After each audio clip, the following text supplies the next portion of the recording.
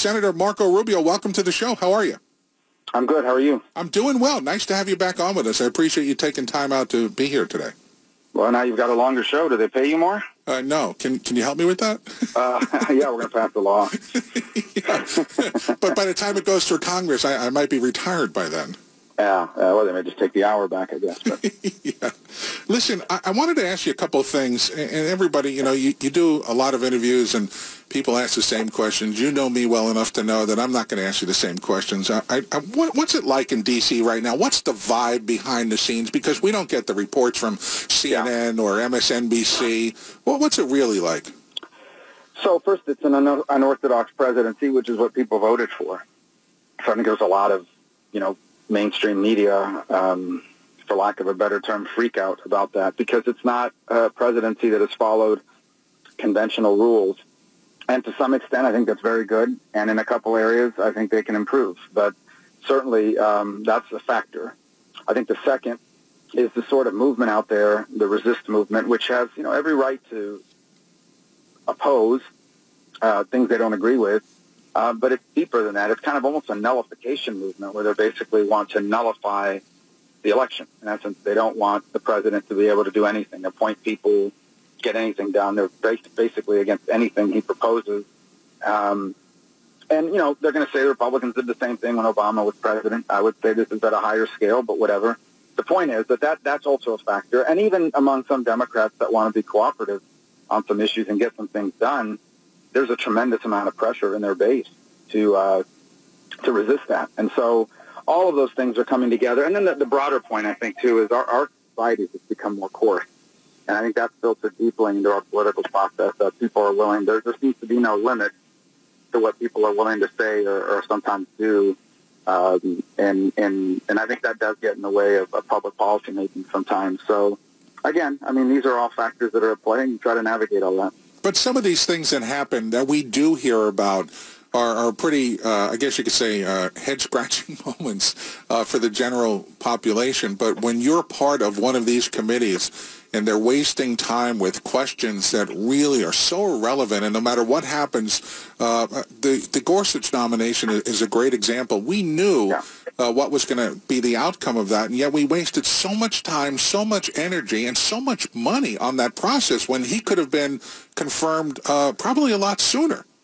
So a couple things at play there. The first is obviously Merrick Garland did not get a hearing, and so the Democrats were upset about that, and to begin with. And then ultimately, when he was nominated, I think the general sense in the Senate from many Democrats was, this is a pretty good pick for a Republican. Obviously, it's not who a Democrat would have picked, but as far as Republicans are concerned, a pretty mainstream person, obviously a constitutionalist and the like, but highly qualified. And for many weeks, I really was optimistic he would get the 60 votes or be able to avoid this whole, filibuster showdown.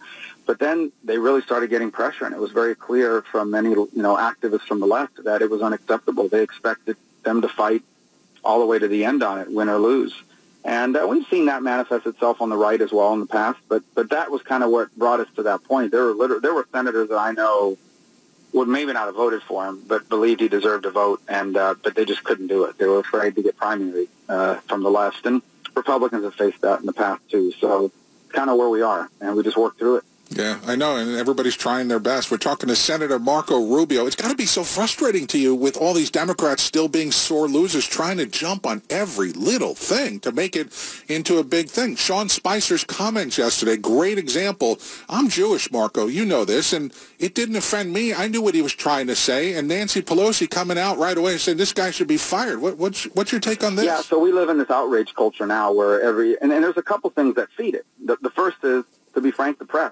Whether they're going to acknowledge it or not, the press is under tremendous amounts of pressure to deliver content that gets a lot of clicks on their website, a lot of clicks on the video content. These newspaper editors sit back all day and they're watching to see, how many clicks are we getting on our website. And obviously they have learned that the outrage sells. And so you either look at it or you try to accelerate everything, or you try to exacerbate everything and make it bigger than perhaps you think it should be. That's driving a lot of it. Politicians learn from it.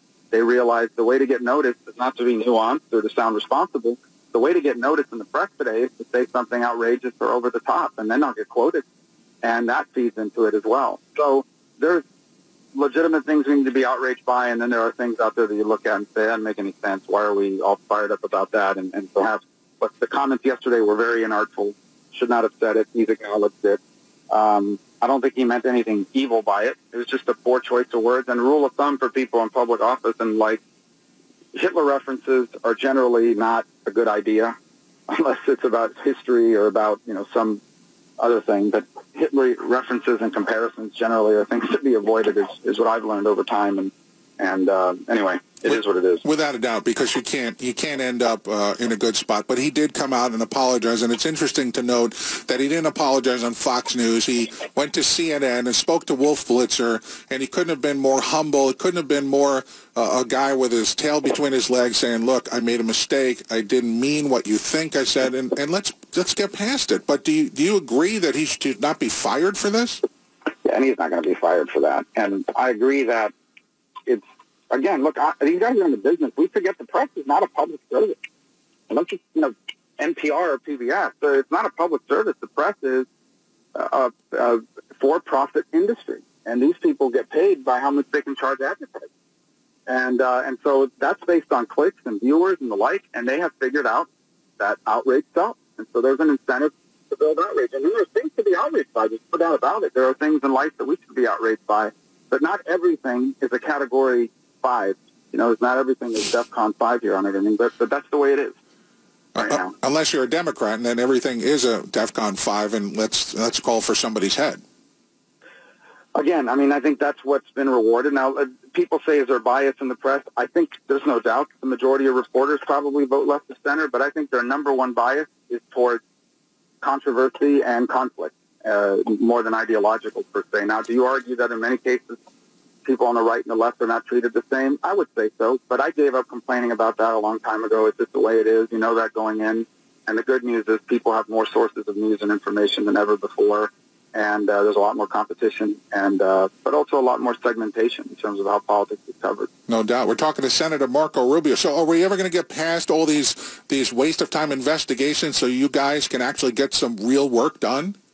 So I would say a couple things. If you're referring to the Russia investigation, I actually don't think that's a waste of time because it's a lot more than just about the 2016 campaign. It is about influence campaigns that have existed for a long time. Okay? The Russian Soviet Union tried to interfere in our debates internally in this country for 50 years. The only difference is now you've got the internet, you've got multiple news outlets. That's a legitimate topic that's happening now in France and in Germany, and that should be looked at because Vladimir Putin's not a Republican. He's a Russian dictator, and he does want to influence what happens in this country to his benefit. That's a legitimate topic. I think it's legitimate as the Intelligence Committee to have oversight over our intelligence agencies and how they are conducting themselves and whether they were misused or whether they violated the law. That is part of our job. And likewise, if there was coordination. We're looking at all of those things. We're going to issue a report. It's going to be well done, and people will be able to make up their minds about what happened and what didn't. But the big focus for me is not just about what happened, but how this plays out moving forward, because others will have learned lessons from the 2016 campaign and try to apply it to future debates inside of our country. And the American people need to be made aware of it. And that's what I'm primarily focused on. And obviously there's a lot on the table and there's a lot on the line. Do you think Russia was involved in this chemical attack in Syria? Well, let me just say this. Obviously, it's up to the White House to choose what they want to declassify or not. But I would say common sense tells you that Russia is deeply embedded, and I mean Russian troops, deeply embedded with the Syrians. They had a presence in that airfield. I find it almost impossible to believe that they did not either know before or shortly thereafter that this had occurred. And I doubt very seriously whether they tried to stop it, given the fact that I think they had the power to do it. It's also clear that they're aware that Syria had a chemical weapons stockpile remaining, despite their assertions to everybody that those were long gone. So all those things are clear to me. And now that the question now is, were they fooled by the Syrians? In essence, were they suckered into it out of incompetence, or were they complicit? And I believe they were complicit, but I'll allow the administration to decide what they choose to reveal. And by the way, when I tell people these things, they don't keep secrets for the purpose of keeping secrets. Most of the time, things are classified because you want to protect the source of that information. If you reveal it, they'll know how you got it, and you could endanger a source, be it a person or some other means. And so that's why it's important to closely guard that stuff. Do you think we're on the verge of another war? I don't believe we're on the verge of another war. First of all, I don't think Russia wants a war with the United States. It's not a war they can win. For all this noise we make about Russia, Russia has the gross domestic product of California, smaller actually. California, the state of California has a bigger economy than the whole nation of Russia. So they can't economically sustain Putin's ambition. This is about Putin being relevant geopolitically. Syria has given him the chance to do that. His interference in Ukraine and the stuff going on in America and all the attention we've given him has given him a chance to do that. That said, I do think we're in a dangerous moment in history between what's happening in North Korea, what's happening in the Middle East, multiple actors at play, and ultimately, the future of NATO. It is a tenuous moment, but I wouldn't go as far as to say we're on the verge of a full-scale war. But obviously, we're dealing with some pretty unpredictable people in the case of North Korea, and some pretty adventurous ones in the case of Vladimir Putin. Yeah, it's pretty interesting. Senator Marco Rubio on the line with us. I have less than 2 minutes. I know this opioid epidemic here in Florida is a big deal for people in Florida and obviously for you as well. Can you tell me where we're at this point to try to stop this? Well, we have to do two things, attack the supply and attack the demand. On the supply side, much of that opiates that's coming over the border now increasingly is fentanyl, which is manufactured in Mexico using Chinese precursor chemicals. And so I'm working on efforts to secure our border even further. We have a bipartisan bill to capacitate Customs and Border Protection with a device that can test for fentanyl right at the border because it's coming across on trucks. On the demand side, there are people that sadly become dependent on this, and we need to provide treatment options for them to no longer be dependent. You will not be able to recover from an opioid dependency without medical intervention, and we want to make that more available and more cost-effective, and so we're working on that side of it as well. And thank you for being on top of that. Senator Marco Rubio, I know you're on a tight schedule. I appreciate you taking time to be with us here on the Rich Stevens Show.